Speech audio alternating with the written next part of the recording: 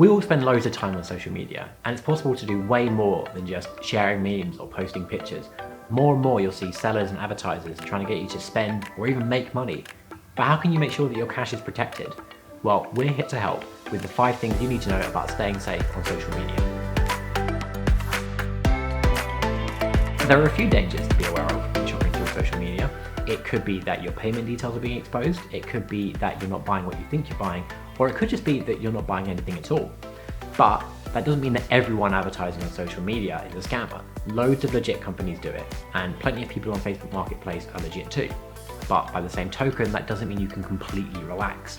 Always use a secure payment method like PayPal, which has the added benefit of being able to raise a dispute with the seller if what you buy turns out not to be what you thought you were buying.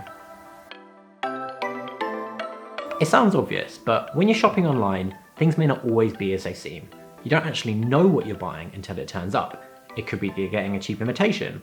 It could be that the product turns up but it's in the wrong color. Or it could be that there are marks or scuffs on it that you didn't know were there.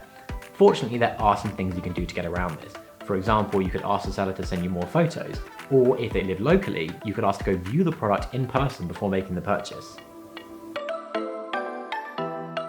Obviously, there are loads of scams on social media, and we don't have time to go through all of them right now, but there are some really common ones you can look out for. So lately, you might have noticed that there are people on your For You page on TikTok trying to sell things.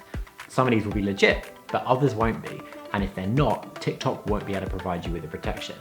Fortunately, there are some things you can do to get around that. So check if you recognize the seller, check if you recognize the product, and check if the product is roughly the right kind of price for something like that.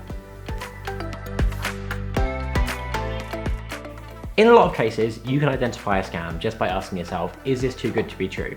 If the answer is yes, well, it's probably a scam. Now, there are some things you can do to work this out. So look at the link that they're asking you to click. At the beginning, it will either say HTTP or HTTPS. If there's no S at the end, the connection isn't secure and your payment details could be exposed. After that, you're going to want to Google the seller or check out the comments on their profile. If people have been scammed by them in the past, the chances are they'll have written a review. If someone offers you the chance to make money online, don't say yes straight away. There are loads of legit ways to make money online, but it's also a hotbed for scams because the scammer is basically anonymous. Now, one of the most common scams online at the moment is money muling.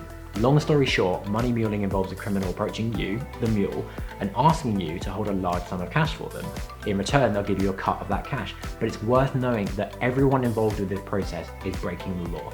It's also worth knowing that even as the mule, you could face a prison sentence of several years and find it more difficult to get loans or mortgages in the future.